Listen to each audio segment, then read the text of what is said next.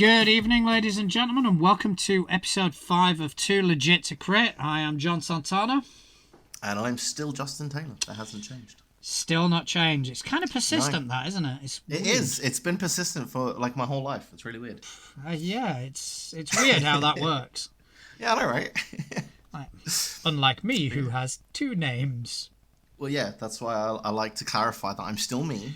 I've got 3 in certain parts of the world. But yeah, episode 5. Who would have thought we'd make it 5 weeks chatting bollocks? I know, right? I thought we'd have burnt out by now. Yeah, same.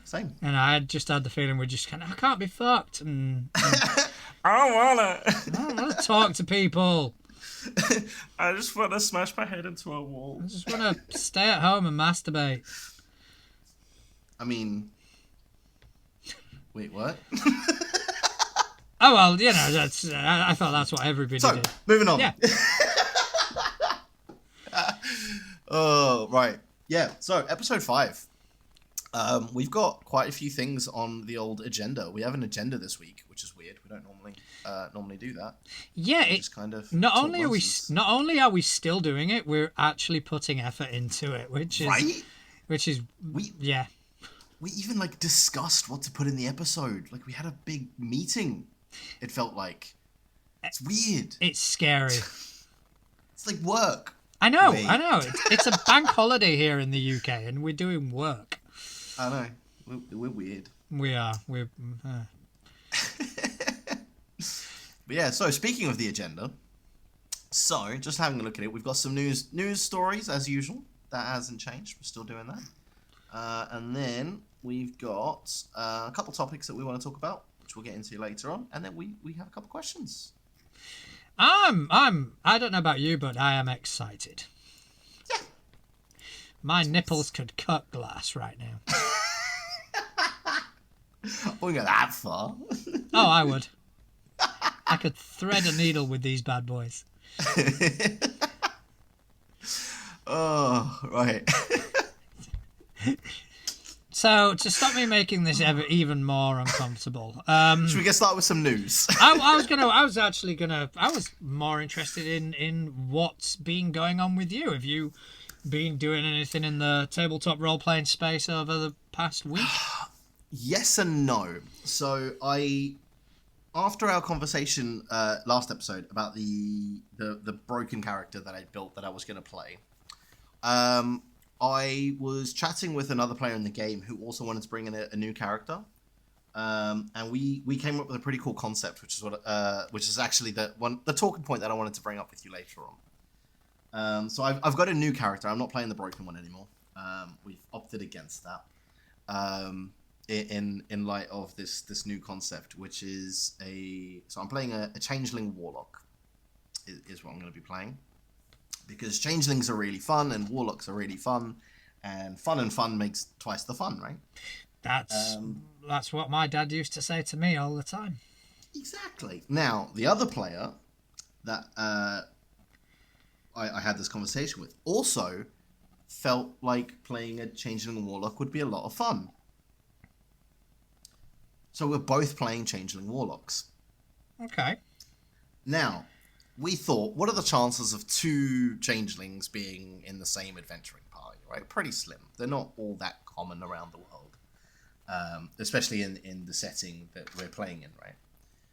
So we came up with a pretty cool concept. We're twins. Okay. And it was a case of one of those things of, my sibling, swore to a patron. I swore to a patron. My patron's better because I'm older. And that whole dynamic. So, yeah, it's going to be a lot of fun. It's going to be quite interesting. And I was intrigued to get your take on it. Okay, I'm happy to chat about that. It does seem quite interesting. And other than that, my daughter, who is 3 years of age, inadvertently wrote her own quest today. Oh, that's cool. Just using her imagination. So she quite likes, because as we've discussed before, I have a lot of like tabletop pieces, right? So I've got like dungeon tiles and like cave tiles, and I've got like minis and models and all that sort of thing, right? She quite likes playing with them, and I've actually used her playing with them to create dungeon layouts in the past. So I'll just like give her all the tiles, and she'll build out a layout, and I take a photo of it, and then that becomes a dungeon layout. So she does that quite a lot, and she actually builds them in like with where the creatures and the combats are going to happen as well. Like she'll put like the models down, like this is where this is happening, this is where this is. And she's actually oddly very good at scaling the combats correctly. Like, so as you go through her dungeon, it starts off with like some goblins, then you get to like some trolls, and then like it gets harder and harder as you go through this dungeon. And she's fascinated with trolls at the moment. Don't know why. And yeah, we were out today to go shopping this morning, and she had this whole scenario in her head that she was telling me about this troll that lived under a bridge, and which is obviously where trolls live, as we all know. That's where trolls are, at least in a lot of children's stories and things like that. And like about this troll that takes children and all this sort of thing. And I thought that'd actually be a really cool quest to have like this troll that like lives under a bridge and is taking the children from this town, right? This like little village or whatever. So these children are disappearing. They don't know it's a troll, right? These kids are just disappearing. And in investigating, they all seem to be disappearing from this one bridge. And under the bridge, the party will find like an entrance to an underground cavern or something like that. And in there, there's this. You have a little adventure going through this underground cavern to eventually fight this troll and free these children. And I just thought that'd be a really cool little quest that she kind of inadvertently helped me write. Yeah, and then you can TPK your entire party and blame it on your daughter.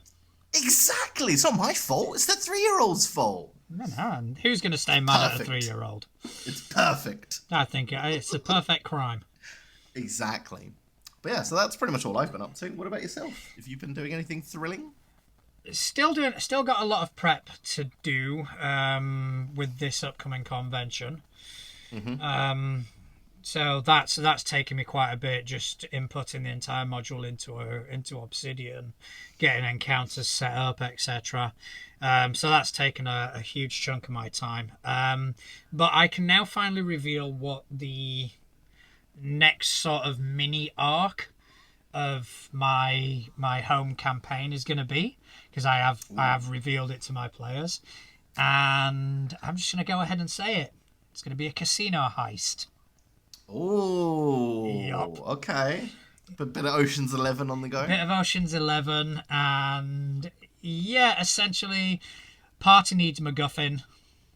Mm-hmm. MacGuffin was stolen years ago by a bad person who has since then set up shop in a sort of desert oasis city, and he has made... So Vegas. Yeah, so he's basically created a casino, and he's not the sort of person to hand over MacGuffin willingly.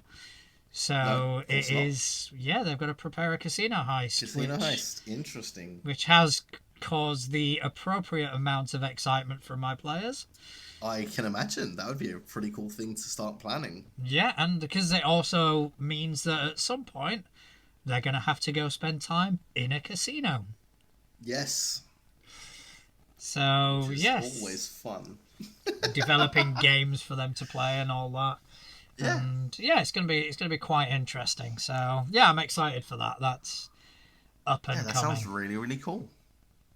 Yeah. Other than that, not really much else to say. Getting through our Abomination Vaults run through. Mm-hmm. Nearly hitting the end of book 2, just about to start book 3. Fantastic adventure path if anybody is on the fence about picking it up. And I went very lavish, and I actually bought the official Foundry sort of module for it. Well, la-di-da. Oh, it is sexy. It is very sexy and very nice, and yeah, so that's what we've been doing.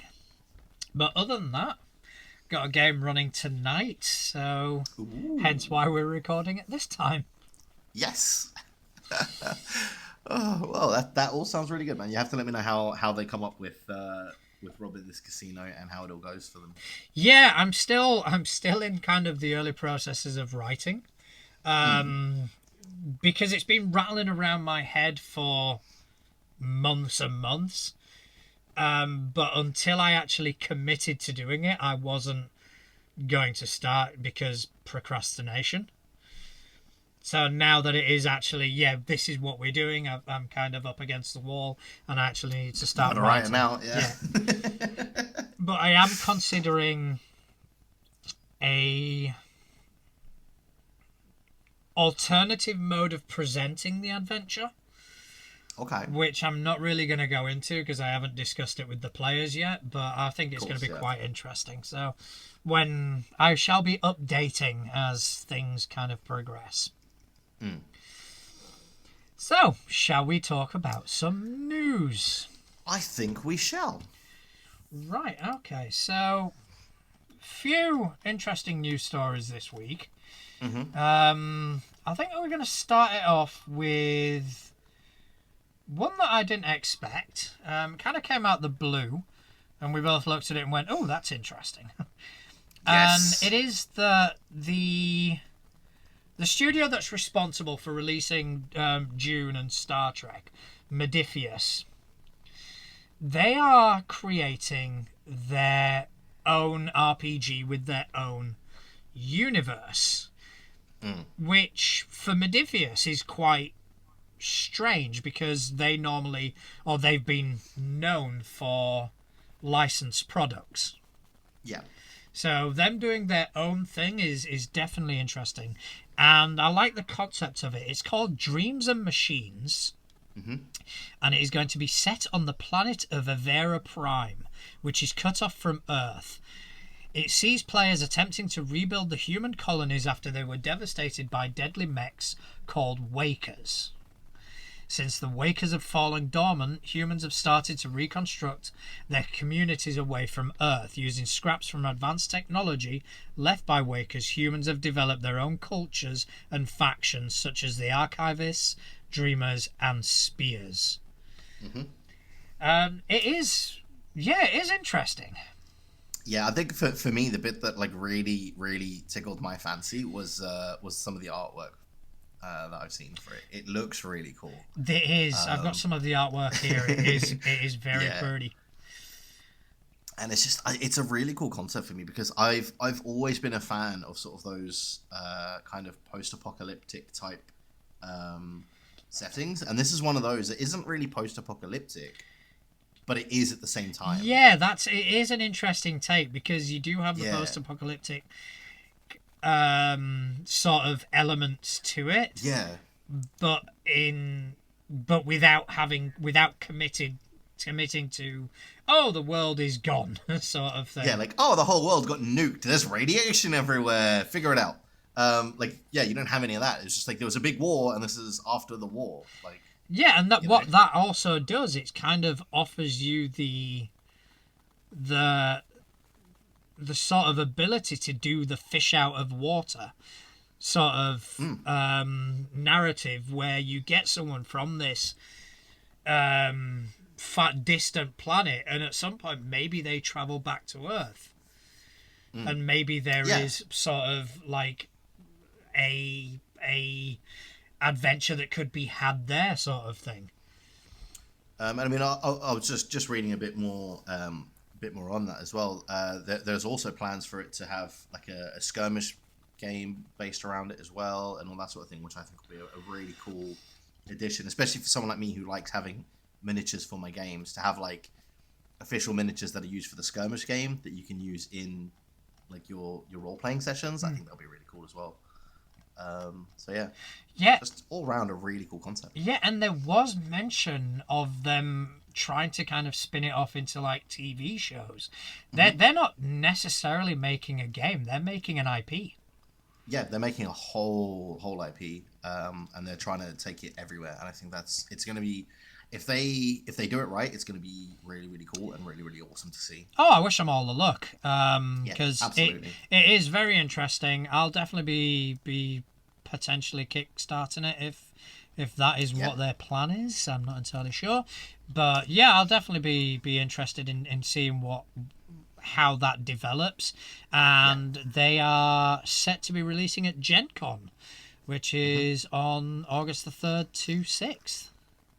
Mm-hmm. All right. I do believe you've got a bit of news you wanted to bring to the table as well. I do. So we have had playtest 5 of 1D&D, where they've basically included a bunch of changes to 5 of the classes. So Barbarians Rage, I'm just going to go through the sort of highlights. I'm not going to go into all the depth. But Barbarian Rage is no longer a minute. It's now 10, which is awesome for Barbarians. Because that was something that can be a little bit frustrating in those like really dragged out encounters. It's halfway through, you just stop raging for some reason. I never kind of because I think that was definitely a holdover from the 3.5 days. Yes, it absolutely was. Yeah, and it was something that I've played a fair few Barbarians in my time, and it was something that never made sense. I've never been angry enough that I would hit things harder and calm down in a minute. So that increase to 10 minutes is quite nice for Barbarians. It still does end if they get incapacitated or anything like that, which makes sense. But yeah, that has been extended, so that's quite nice for them. Big change for fighters. Second Wind has got a bit of a buff, so you can use it more than once per long rest, or more than once per short rest even. So you can use that a bit more to kind of give yourself a bit of health and all that thing, which is quite nice. However, Action Surge, which is the main fighter ability that everybody loves and uses for a lot of the broken builds that I've seen and done myself over the years, has seen a bit of a nerf. So you're not going to be able to just take a full turn or full action again. It's going to be limited in what you can do on there as well, which is quite interesting. I would have thought that has been designed for balance sakes, because absolutely you know, because a lot of the builds that I've seen in 5e, especially the fighter builds, kind of all went around this action surge ability. Exactly that. It's also it's one of those things that for 2 levels to get a whole extra attack action is insane. Like you take a 2-level dip into fighter and you can take a whole attack again. Why wouldn't you? So it's definitely been changed for balance sake, and I'll be very interested to see how that affects the balance overall once we get a bit more detail fleshing out everything else in the system, which would be quite nice. Sorcerers have seen some changes as well, so they've got more spell slots, which is awesome because that's something sorcerers have always struggled with. So at max level you used to get 15 slots, you now have 22. So that's quite a big jump. 7 extra spells is a lot of spells.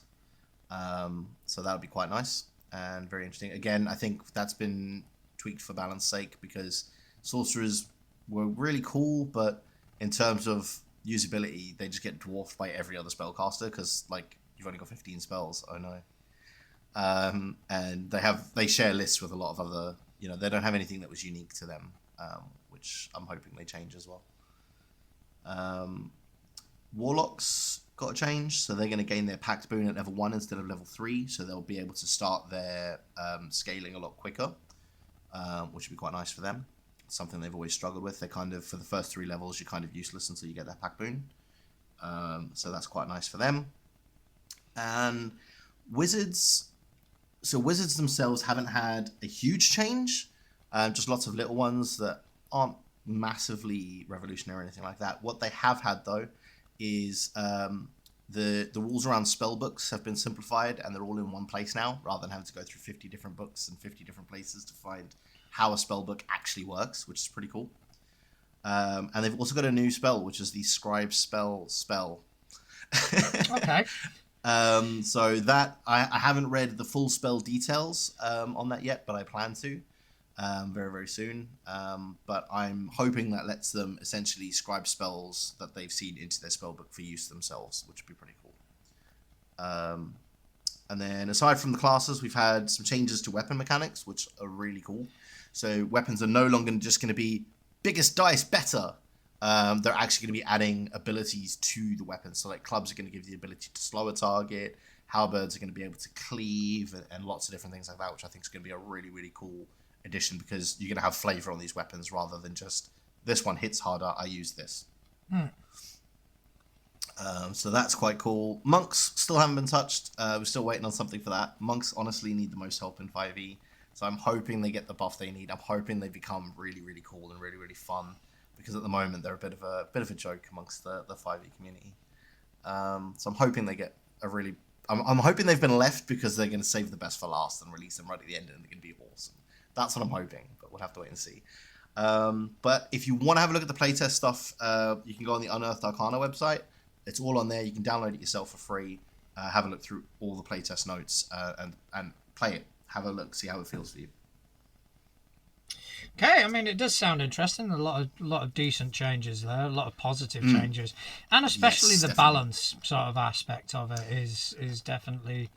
I think, and correct me if I'm wrong, but I think that is something that 5e has kind of needed. Yes, absolutely. It's always been, spellcasters have been in a really, really strong place in 5e for a long time.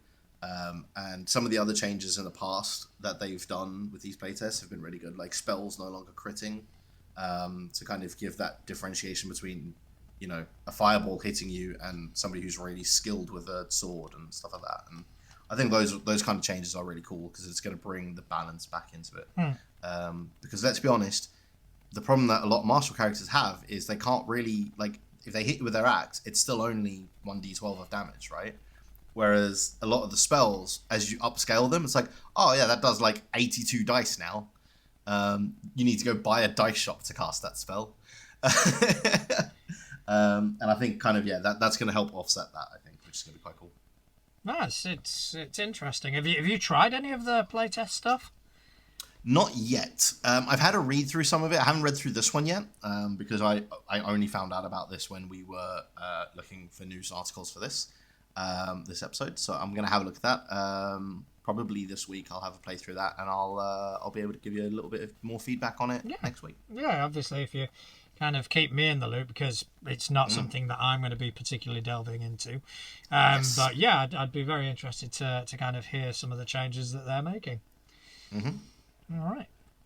Okay, so next bit of news comes from the other side of the coin. Yes. It comes from Paizo, which It's your wheelhouse. did they quite suddenly, and I will say this, it was quite sudden across the board. Even for people that are in certain positions that may hear of things early or may not. And can't talk about them because of NDAs. Can neither confirm nor deny. Exactly. It was literally posted simultaneously on those feeds as well as the public feeds. That they are going to be remastering their rule books, which once the Orc license kind of got announced, we knew something was going to happen. Yeah. That they would move to the Orc license because it kind of makes sense, if they're... Yeah, of course, yeah. If they're one of the driving forces behind one of these new licenses. Spent loads of money developing a license, not going to use it. Yeah, so... yeah, exactly. It'd be like... So it was quite apparent that something was going to happen. However, I don't think anyone expected this. So essentially what they're going to do is they're going to kind of get all their rules, all their sort of main rule books, and they're going to split them. Because the way it's happened, like not only in this edition but in first edition as well, is that there would be a core rule book, which would have information for players, information for GMs, and then obviously you've got your supplements where you get your game mastery guide, you get your advanced players guide, where you can expand, flesh stuff out, on the core rulebook. So now what they're going to do is they're going to split the sort of game master's rules and the player's rules into two, with a third branch which would be the sort of bestiary. So it's almost like they're taking a leaf out of Wizards of the Coast by doing this. Yeah. So you're going to have essentially like the core rulebook for your players, Yeah. a sort of game master guide, and then your monster manual. Yeah, so essentially where you've got your PHB and all that, Yeah. they're going to essentially do the same thing, which, to be fair, I'm on board with, because, Yeah. you know, the core rulebook, I literally cannot reach it from where I'm sitting, but it's got a ton of pages. It is a Bible and a half. So No, of to course, actually split that up, so there's going to be a Pathfinder player core, a Pathfinder GM core, a Pathfinder monster core, but then they're going to bring out a Pathfinder player core 2 as well. Okay. Which I think... So I'm guessing that player core 2 is going to kind of be like what the advanced player guide used to be. I think it's going to be an even split from what I can tell. Because I did watch a sort of frequently asked questions thing, and some of the classes they're going to be in player core, some of the classes they're going to be in player core 2. I mean, some people are calling that a bit of a cash grab. I don't see... Yeah, that's not entirely wrong. It might be. I guess it maybe depends on the split. Like, because if the ones that they're putting in the normal player core, right? So player core 1, let's just call it, to differentiate now what we're talking about then. So if they put like the really base classes in the player core, and then the classes that are a bit more tricky in the player core 2, that kind of works, because obviously you want the player core for introducing players, and then player core 2, they can get a bit more involved. That's what I don't think they're doing. Oh, really? Yeah, because I can't remember them off the top of my head, but they did come out and say, right, we're going to have some classes in this and some classes in the other. I think what they're trying to do is kind of link them slightly thematically. Right. Which, yeah, I mean, you know, cash grab, potentially a cash grab, but I guess we'll have to wait and see. Yeah, but. You know, it's a company. They've got to make money, so... You know, you're never going to see me... what they do at the end of the day, yeah. You know, so I don't disagree with it. I'll probably be buying everything they put out anyway, because I do. Yeah. And there are... Now, there is something about this that has really given me a little tugging in my pants. Oh. They are releasing special editions of these books. And they are fucking gorgeous. I had a feeling it was going to be something like that, because you do love a special edition. I do. And I'm seeing if I can find a picture. But essentially the special editions are using sort of just black and white artwork, like stencil work on the front. And it's like, they're fucking gorgeous. Yeah, they're going to be, nice. Like they're releasing exclusively to local game stores. Oh. So yes, I'm going to get in touch with my local game store and yes, and be like, you need to get these, all of them. I need them. I don't give a shit. I just want a copy of each. Yeah. And that's it. And that's basically what I'm going to do. There are some other things that they kind of glanced over in their initial announcement, but these are the things that have probably caused the most, let's say it, outrage. People don't like change. No, that's true.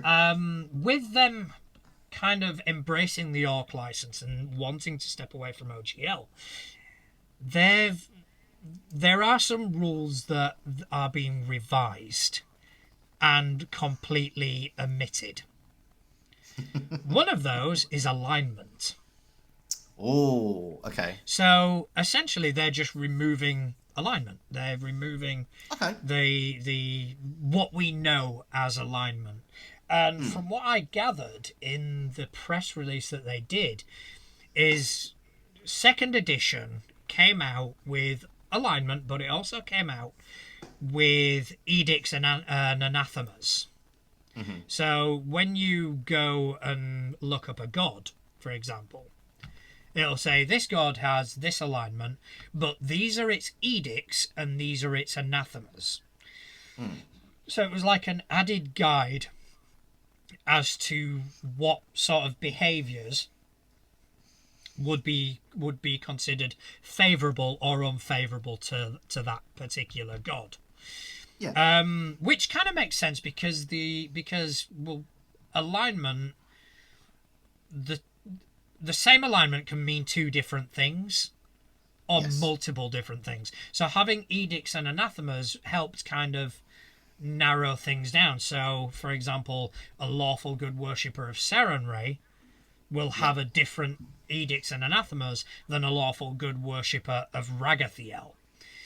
You know, and... Although I'm just going to backtrack very, very quickly there and just correct your pronunciation. It's Saranrap.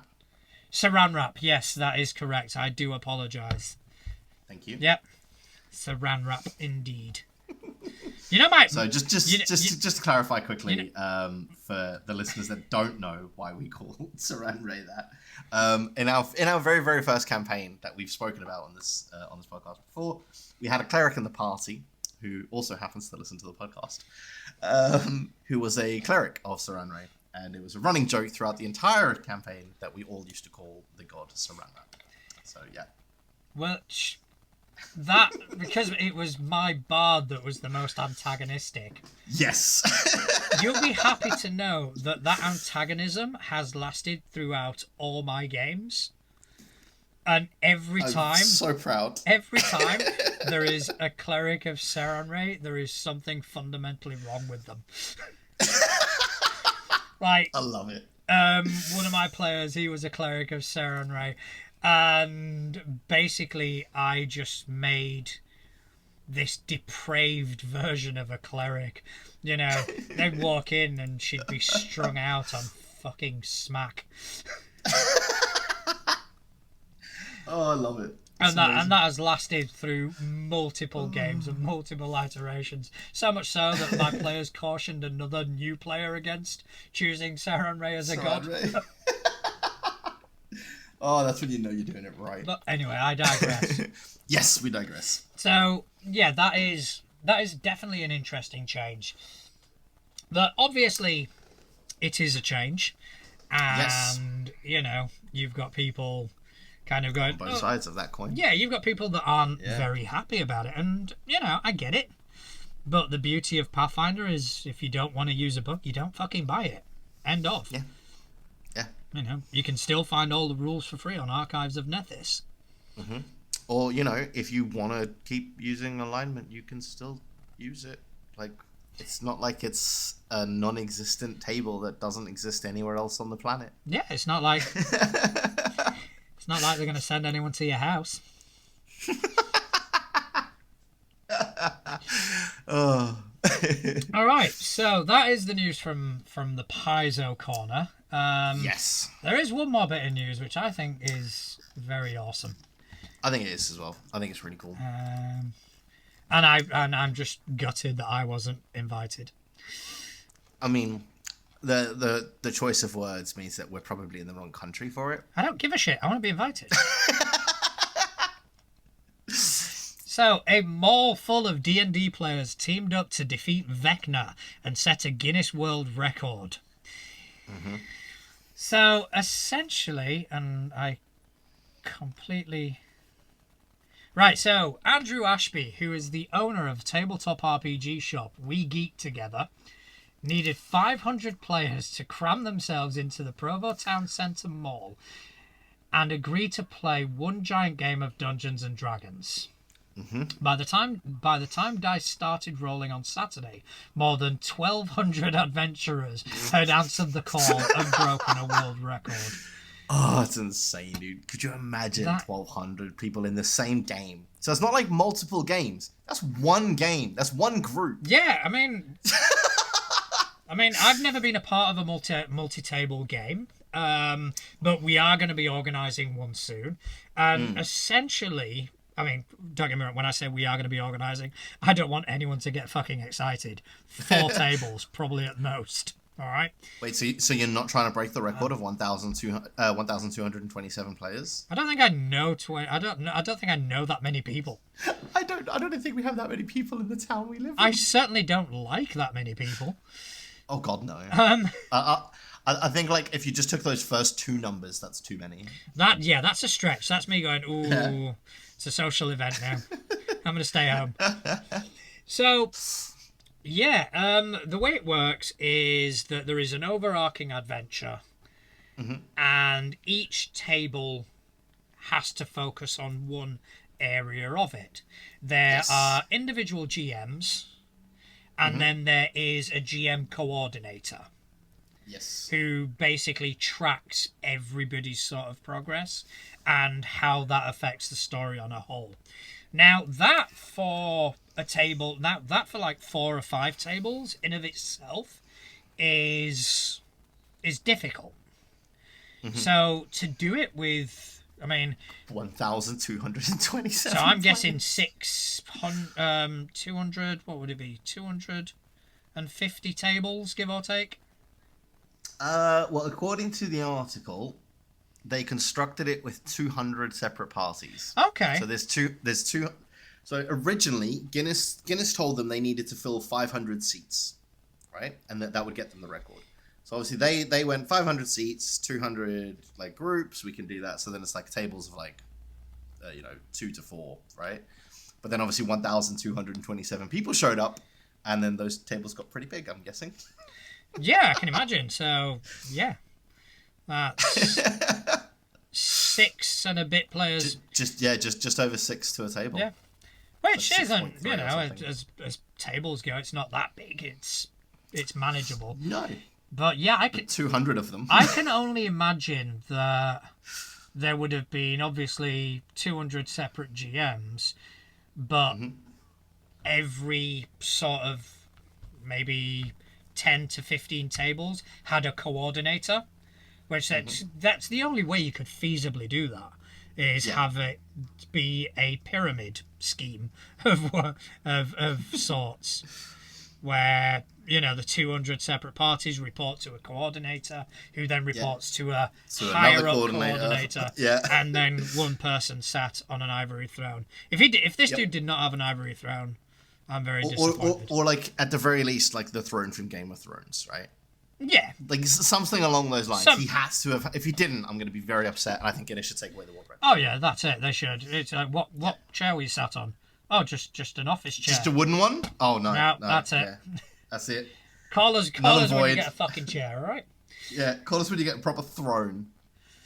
But yeah, I mean that is pretty sweet, to be honest. And that's awesome, dude. Yeah. The campaign scenario is available on Drive-Thru RPG. Yes. Which add to cart. Yeah. It definitely it's a really cool thing as well for the whole community, is like just in general, right? To have that many people come together, and just for a whole afternoon and just share the love of the game, and I think that's just awesome. I think it's fantastic, and it takes some fucking brass. Well, no. What takes the brass is he has said that he's not content with that, and he wants to do this. He wants to do this annually. Right.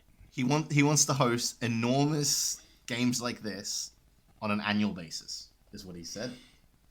Yep. Okay. Let's see if we can score invites. We'll see what we can do. Dude, I will happily be there reporting on the fucking thing. Dude, I'll happily fly out to America for that. Yeah, 100%. I will. I don't even have to play. I will walk around with a microphone and just interview people. Yeah, man. So your character died. Talk to us about it. Well, I ran into this room and it was full of trolls, and I hit one, but there was like 8 others that I didn't see, so I died. Yeah, basically, it's the GM's fault. Yeah, absolutely, it's GM's fault. Everything's GM's fault. Didn't you know that? But yeah, I think that is absolutely fantastic. I think it's a good way to kind of end the news on a positive. Yes. So, you wanted to talk to me about your new character. Yes, my changeling warlock with the twin sibling who is also a changeling warlock. Okay, you've definitely got me intrigued. So it was one of those things, right, where we had the idea for the twins before we decided to make them both warlocks, right? Because we're both bringing in new characters, because our characters were both being written out at the same time. And I know it's always one of those things, right, when you're writing new characters into a story, if you're doing more than one at a time, like how do these two people know each other? right? Because for two people to randomly show up at the same tavern to find the same group of adventurers, it kind of suspends belief for a minute. Yeah. To kind of shoehorn these new characters in. However, if they have a previous relationship, like, you know, their siblings or whatever, right? Or they're doing something together already, or they're employed by the same person, or whatever the case may be, right? If you've got some reason that they'd be together, it does make it a lot easier, and it doesn't suspend belief for a minute. So we had the idea of making them siblings. Then we were chatting about it, and we thought, wouldn't it be really funny if they were twins? And like my character's like 2 minutes older, because that's how twins work, right? One's always a couple of minutes older than the other one. Wait, what? I thought they both came out at the same time. Simultaneously pop out. Simultaneously. So we kind of wanted to go on the running joke of, because we're also both siblings, right? Me and the other player involved. We are siblings. We have younger siblings. So we know how that whole sibling dynamic works, right? And we thought it'd be really funny if we took that to the extreme of, because they're twins, the fact that I'm like a couple minutes older, we still have that older sibling, younger sibling dynamic. But I just keep running. Yeah, but I'm a minute older. Yeah, but I'm a minute older, so I go first. And just stuff like that. Just because it would be quite funny. But then, so the other player had the concept of the Warlock to begin with, right? Because they wanted to play a Warlock because they were quite interested in the class and things like that. And we wanted to have that element of competition still, even to our class choice. And I really wanted to do something like a sorcerer. So I was like born with the magic because I was a minute earlier. So they made a deal to get magic, was the original concept we had, right? Because again, it inspires that kind of little competition and rivalry between the two of us.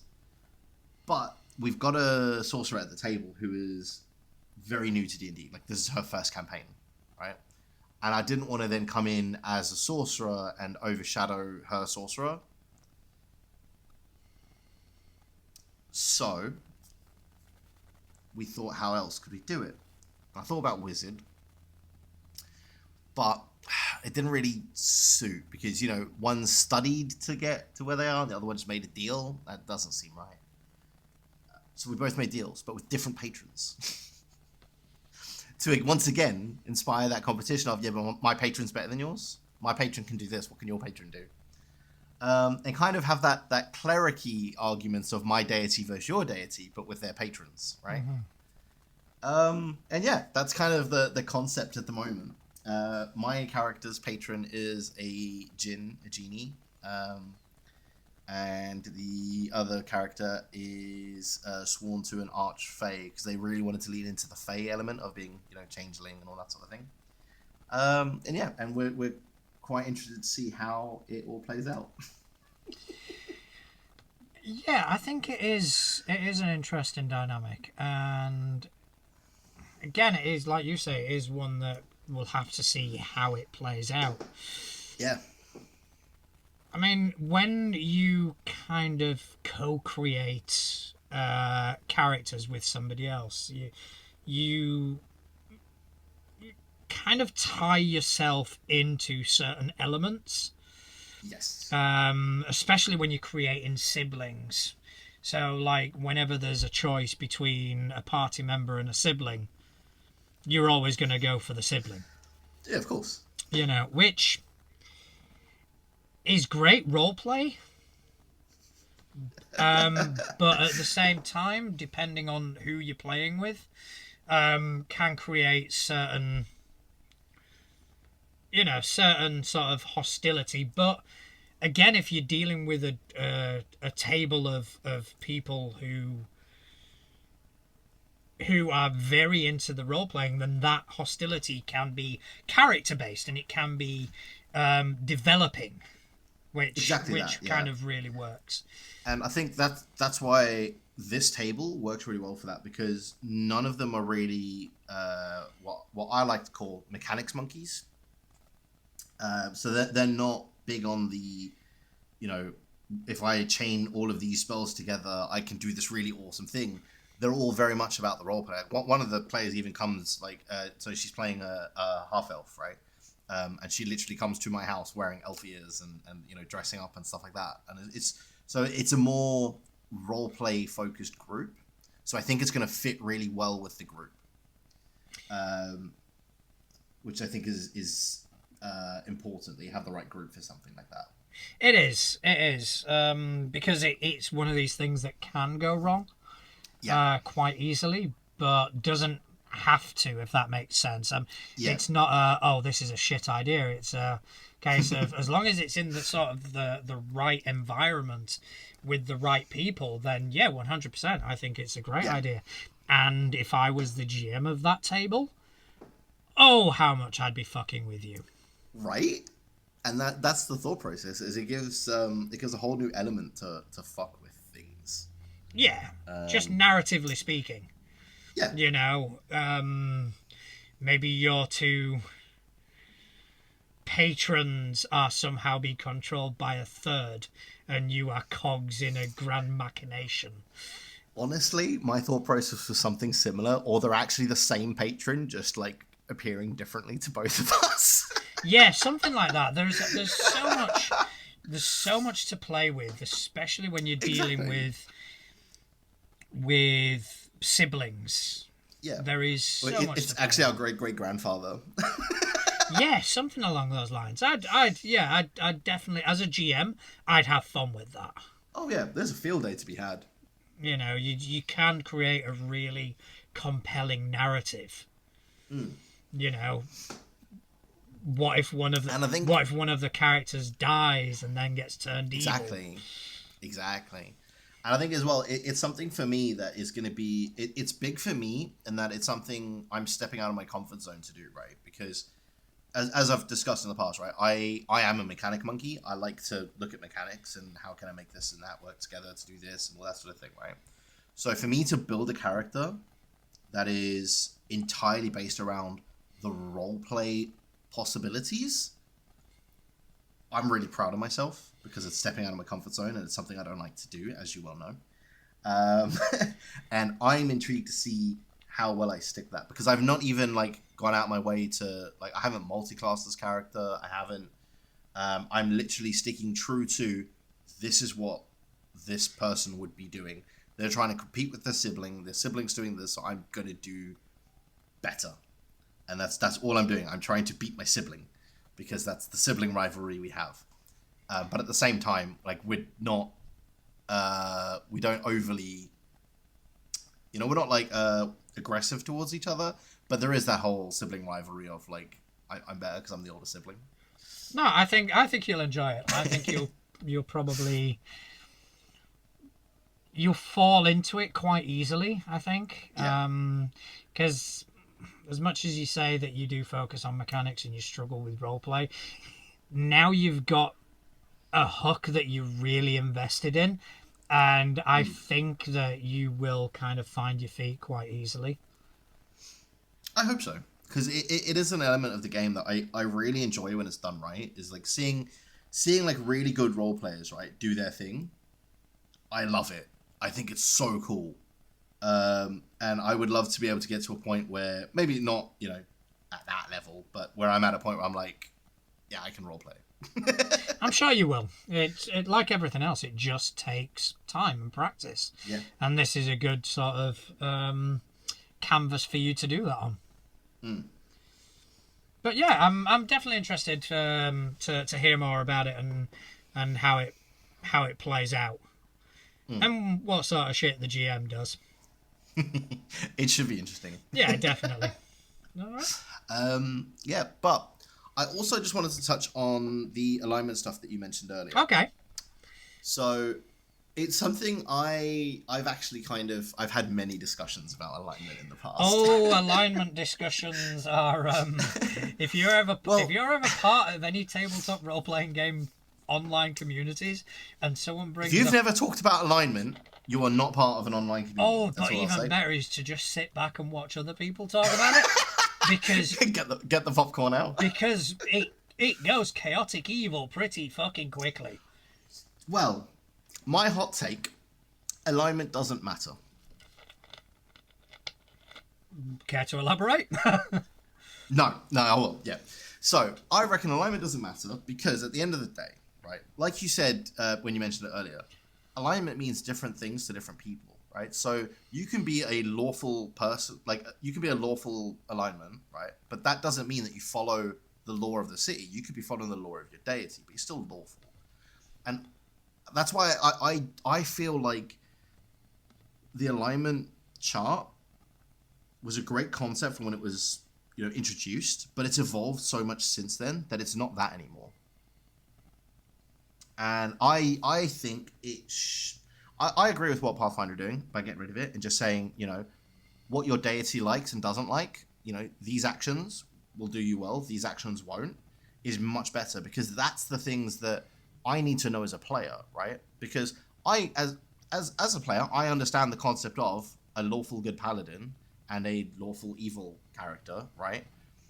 They're not following the same laws, because if you're following the laws of the land, which are generally for the good of the people in the land, right? I say generally, it's not always, right? Then you can't inherently be evil because you're following laws that are good, right? So that lawful doesn't mean the same thing. But then having that breakdown of, okay, well, I worship this deity, so I base my life on them, and they would reward these behaviors. Well, then that's what your lawful means, is you do those behaviors. And if you don't know the behaviors, because at the moment in D&D anyway, I don't know so much about some of the other systems out there, those behaviors are kind of open for interpretation, because you've just got to kind of look at the lore of the deity and what's written about them in all of the sources that are out there, and say, well, would they think that this is good, or would they think that this is bad? And it kind of becomes a judgment call again, and then you've kind of lost the whole purpose anyway, right? Yeah. I think you're very, very accurate. Alignment. Oh, right. I've never viewed alignment as a guideline. I've viewed it as an end result. Yes. So when someone develops a character and they make them lawful good, or we'll go with chaotic good. Yes. So they make a chaotic good character. I've never had that as, this is how your character has to behave. I've always seen it as the events that have transpired between you being born and now, and this moment in time tell me your past. They tell me what sort of actions you have taken. Yeah. And even then, it's a ballpark. Yeah. Even then, it's like you're moving along two axes. So right now, you are considered chaotic good, but that's because of what happened previously. As a character, as a player that's playing a character in my world, do whatever the fuck you want. Yeah. Don't let alignment be a stranglehold. You roleplay however you want. If what you do changes that alignment, then we'll change it. Yeah. I think as well, that's a really good point. Because I think too many people, like, they'll write an alignment down in their character sheet, and then they kind of make decisions based on that rather than what makes sense. I mean, the only kind of way that falls apart is when we're dealing with certain mechanics that are tied to alignment. Yes. So the prime example is going to be a paladin. Yeah. Or if we're talking Pathfinder parlance, a champion. They have an alignment and they stick to an alignment, and if they veer from that alignment, they lose their powers, etc., etc. That's why Pathfinder 2nd Edition were a bit more in depth, where it's okay. So you are a follower of Ragathiel, who is a lawful good god of vengeance. Yeah. So your version of lawful good is going to differ from the lawful goodness of Saran Wrap. Yeah. Who, thank you. Thank you. Sorry, I had to correct myself. It's all about preserving food. I had to correct myself. He'll be listening to this episode. Yeah. So, yeah, it is, they've got two very different ways of going about things. And playing that in a very vague sort of concept as alignment is, always kind of leaves things a bit, how do I react to this? Whereas with the edicts and anathemas, you've got a very clear, defined, okay, Ragathiel wants you to punish evildoers. Yeah. End of. And I think that's the better way of handling it, right? Because let's be honest, right? Your alignment only really comes into it if you have a deity. It's the only time it really becomes an issue, right? Is if there's a deity involved. Because if I'm playing a bounty hunter, no one gives a shit whether I'm chaotic good or lawful good or just true neutral or whatever. It doesn't fucking matter. And as long as I'm not evil, right? But my actions are going to determine that. I'm not having to act a certain way to still be in favor with my deity.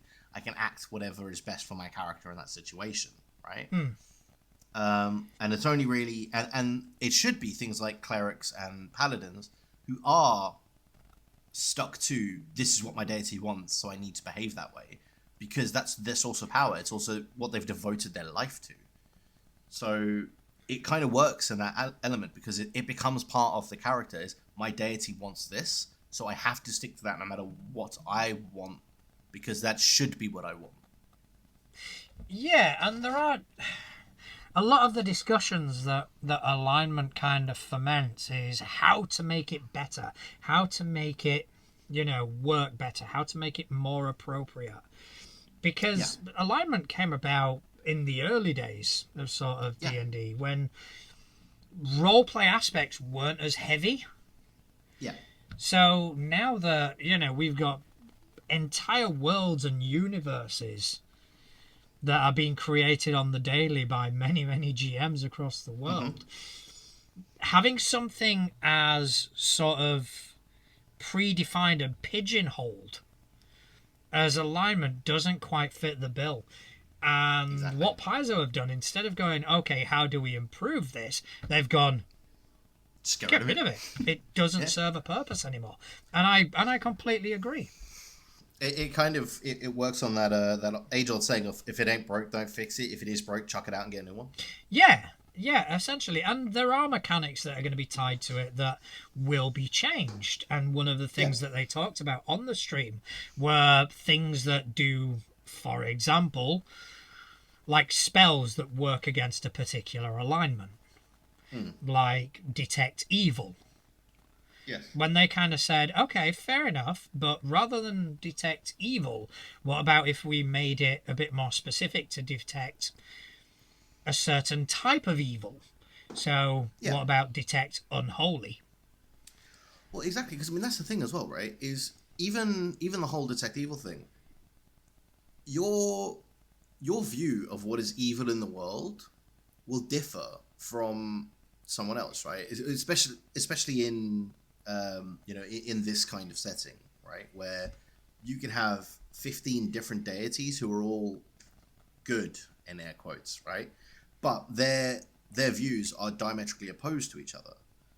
So like one could be like you mentioned earlier, right? That lawful good deity of vengeance. But you can also have a lawful good deity who thinks that vengeance is a horrific thing and shouldn't be done. So to that deity who thinks vengeance is bad, that lawful good deity of vengeance will appear evil because they believe in vengeance. I was just about to kind of touch on that as well. I'm the sort of person, and this is going to be no surprise to you, that whenever I watch a movie, I always, to some extent, agree with the bad guy. Barring... I'm the same. Can I just say, barring World War II documentaries, all right? Oh, yeah, obviously.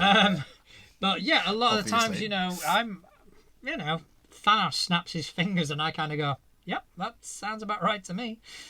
Hey, it solved the problem. If we can only feed half the population of the universe, get rid of the other half, job done. So, as a result of that, when I create a villain in my games, I make it so that their motives are at the very least debatable. Yeah. I did one where it was in a city that was populated by a lot of adventurers passing through. So what this villain would do, he would put out fake bounties and fake quests that these heroes would then follow and go into a very dangerous area where they would then be killed. And he would come along and he would steal the items and then sell them for profit. I mean, yes, it's just good business. It is an evil act, let's be honest, but at the same time, his logic was, Nobody forced them to go there. Yeah, nobody forced these people to do this. Yeah. No. I just put out a rumour. So, yes, the party never fell for that one and killed him instantly.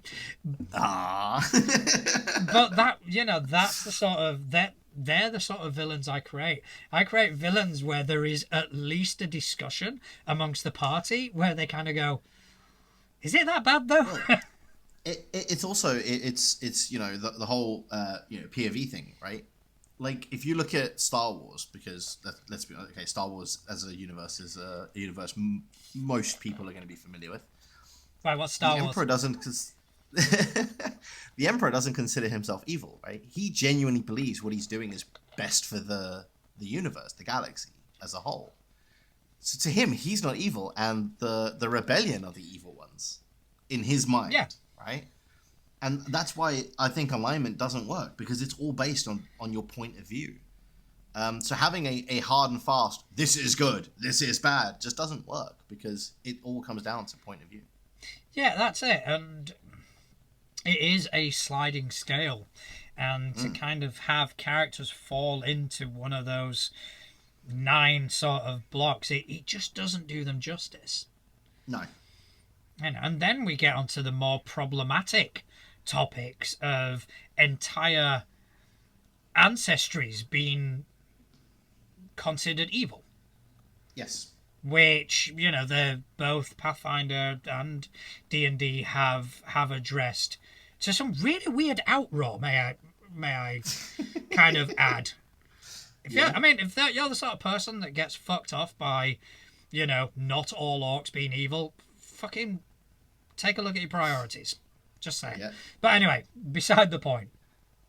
So that is something that has already kind of been dealt with and abolished. So, there is no real reason for it anymore. Yeah, it doesn't really pose any benefit to existing still. No. And most DMs that I've played with anyway don't even really use it. I don't believe I've encountered players who use it. Yeah. And, oh, well, I'm chaotic good. This is what I'll do, sort of thing. And, don't be that player. Yeah, don't be that guy. Don't be that guy. That's a shitty way of playing a game. Because I've had it where we were playing like an evil campaign, and some of the players took evil to mean a completely different thing to what me and a couple of the other players took it to mean. It's like half the party were taking evil as you're just out for yourself, right? Fuck the world, fuck everyone else, fuck that guy next to you. As long as I come out better, I'm happy, right? Which to me, that's quite an evil way of looking at the world. Quite selfish. But they took it as they're just going to murder anything and everything in front of them, some of the other players. Which, yes, is evil, but also not really the same thing.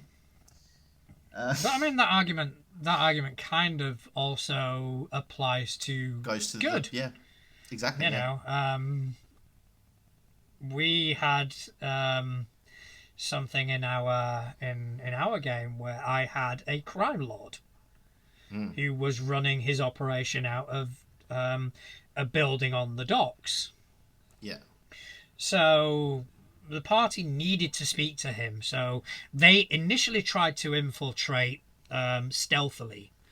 Didn't quite work due to some unfortunate rolls. Yeah. And it kind of all kicked off, and there was this big sort of combat. When it got to the resolution, and they were actually speaking to this dude, my answer to them was, why didn't you knock on the fucking door first? Yeah. I also made a point of him having not anything illegal in this docks because he's a smart man. So it's like, I'm not take a look. Go do fucking investigate the place. There's nothing illegal going on here. Yeah. I'm going to call the town guard. So it was like, yeah, what part of that does that then go from being a good act to then being to an evil act? And it's exactly that. I mean, it's like if you look at most like crime bosses in general, right? Both in fiction and in the real world, right? They all have some kind of good, honest business that they use, right? Because they need a way to launder their ill-gotten gains. So, to the outside eye, they appear to be a very good person, right? They all do. That's the whole point of this world they build around themselves. You know, they give to charity. They do this for the local community. They help these people, but behind closed doors is where they do their shady shit. Yeah. But that's the thing. Like, to the outside world, they're going to seem like a really nice guy and a really good guy. And yeah, yeah. That's my opinion on alignment. Yeah, it should have been abolished a long time ago. Completely agree. I think alignment is an absolute, and only a Sith deals in absolutes. Yeah, exactly. And in something like a video game, absolutes work. Yes. But in something which is very much down to each individual person, absolutes it doesn't. Don't have a place, and I'm happy to see the back of it. Yep. I don't blame you. Right, so shall we answer a question? I think we shall. Let's have a look. Okay, so this one has been sent in by friend of the show, Couch. And a cleric of Saran Wrap. Cleric of Saran Wrap, extraordinaire. Well, I'm sure there were other nicknames. Saran Wrap was one that stuck. Saran Wrap was the one that stuck, but there was many. Sunray was another one. Our little ray of sunshine, Sunray. I think it was just my bard having a fucking field day. It was, yeah, it was. Okay, so Couch asks, you talk about power gamers, but what are our thoughts on power GMs? Ones that seem to be always TPKing tables every month, for example. Have you encountered a GM that plays too much with the power that they have? You want to go first? Sure. So I think power GMing is not great unless it's a table of power gamers, right? The two work really well together, but power GMs kind of it ruins roleplay elements and becomes too mechanic heavy at that point. And unless you're a power gamer, you're not going to enjoy it. Mm-hmm. Is my sort of stance on them. Have I encountered them? Yes. I'm not going to mention names, but there are a couple that come to mind who have a reputation for killing groups and killing players. I personally didn't mind it because I like building characters. That's where most of my fun actually comes from in this hobby. So I didn't mind it too much, but I know a lot of other players did. Yeah. So yeah, that's kind of my stance on them. Is they're good with power gamers. With anyone else, then they're not great. I've never had the pleasure of encountering a sort of power hungry GM. Most of the GMs that I've had have always been kind of willing to work with the players back and forth, and that's kind of what I define as a power GM. Again, we're going back to absolutes. These are absolute cunts, yeah, I've heard stories. I've heard stories of people that don't have the wiggle room, and that's kind of what I define as a power GM. Yeah. I mean, a GM that TPKs frequently isn't necessarily a power GM. It's just a severe GM, but you kind of know that as you go in. You know, or you should I say. You should know what you're getting into as a player. And if the GM goes, right, this is session 0, I'm telling you now that I'm not going to fuck about. Yeah. I am going to challenge you, and I'm going to try and kill you. It is up to you as players to stop To me not doing die. that.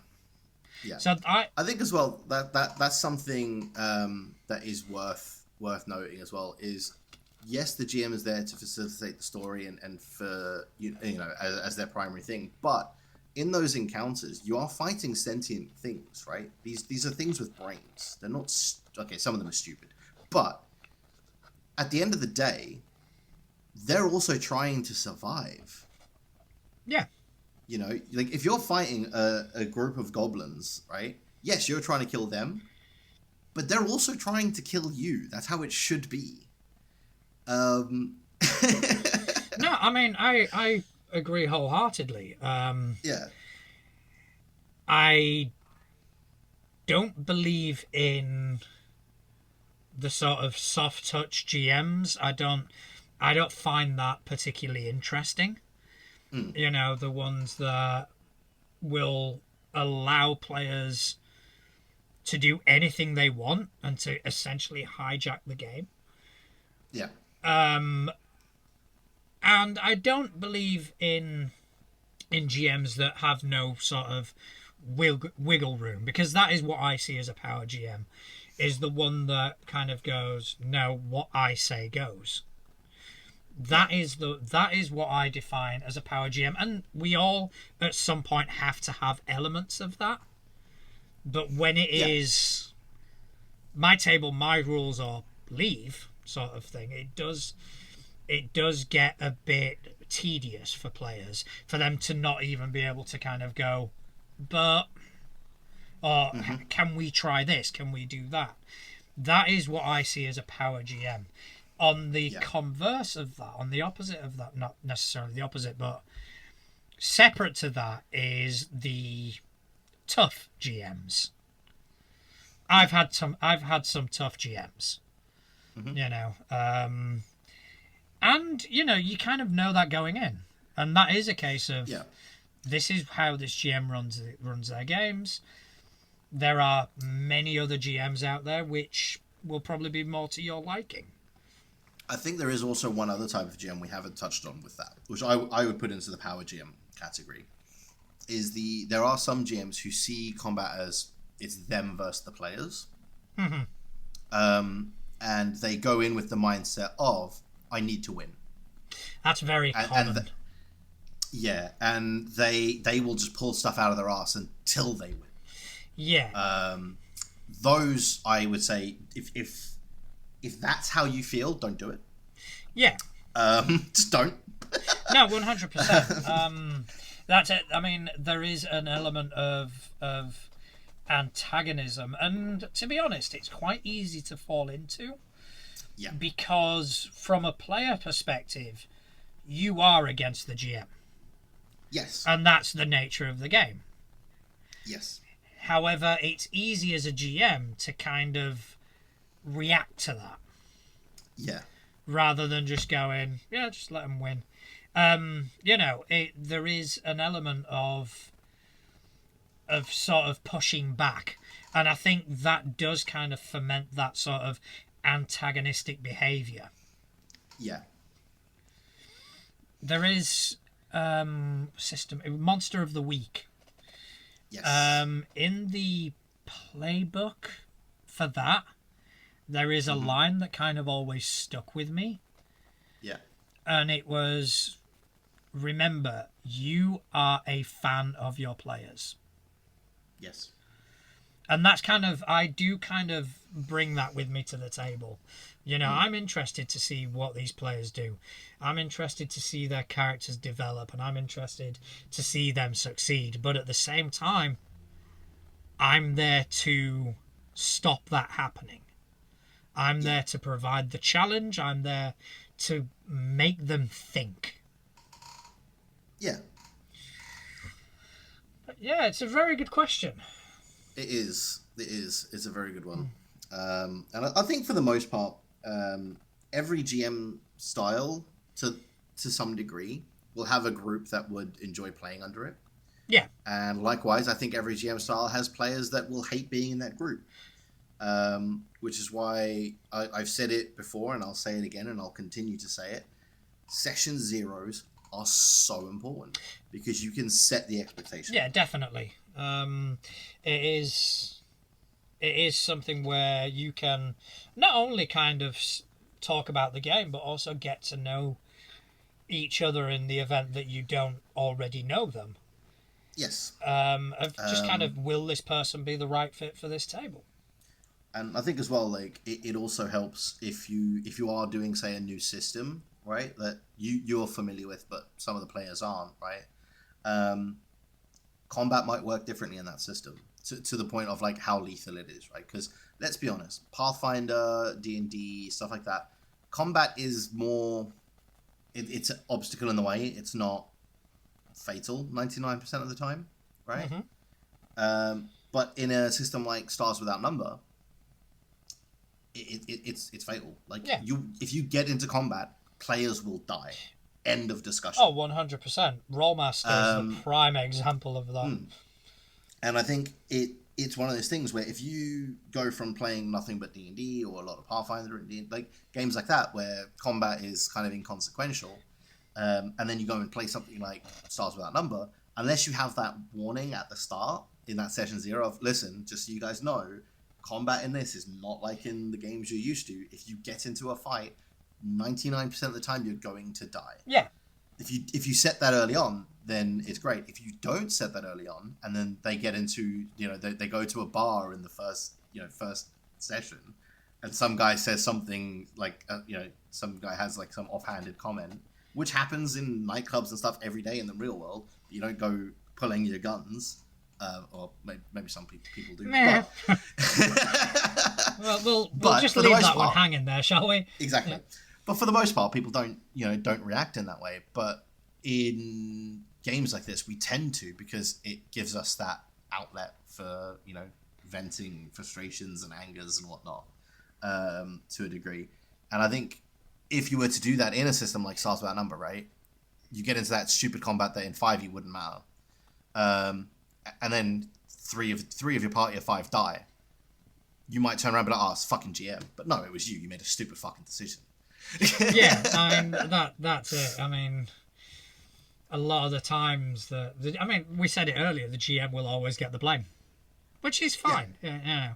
It's the cross we have to bear, to be honest, but it's not always the GM's fault. Just, Actually, most of the time, it's not the GM's fault, and this is coming from someone who's not a GM. Most of the time, it's our own fault. But yeah, it was a very good question. Thank you ever so much, Couch. Mm-hmm. Right, and I think that's about it from us, isn't it? Yeah, I think that's a pretty good spot to call it a day. Yeah. Would you like to tell people whereabouts they can see more of you? Normally I would. However, I am considering a big rebrand of my online presence at the moment. So I'm going to go with, I will be available somewhere online, but at the moment, I'm not sure where that's going to be. I'm going to be nice and cryptic. Pornhub. You'll find him on Pornhub. I wish. I am not attractive enough for Pornhub. Oh, don't say that. I'm neither attractive enough nor unattractive enough for Pornhub. I'm far too average. Alright, so you can find me at Natural Juan on most of the social media sites. You can also email in questions to us at questions@toolegit2crit.uk. There will also be a link to a form in the description of the episode. And also, if you are in the South End, Essex region and you fancy some good old-fashioned Pathfinder fun, come down to Gamers Nexus in Hadley on the 13th and 14th of May, where we'll be having a small convention. Mm-hmm. All right, so I want to thank everyone for taking time out of their busy day to listen to us. I want to thank Couch for sending in another fantastic question, and I want to thank you for keeping me company. Well, somebody's got to. Exactly, I'm a very lonely person. No, honestly, it's always a pleasure. I love chatting bollocks about a hobby that we both enjoy. It's a lot of fun. And yeah, and like you said, you know, everybody out there listening, and we didn't expect anybody to. So the fact that you are is kind of cool. Yeah, once again, thank you to everyone to listening to two idiots waffle on about tabletop role-playing games. Yep. Good night.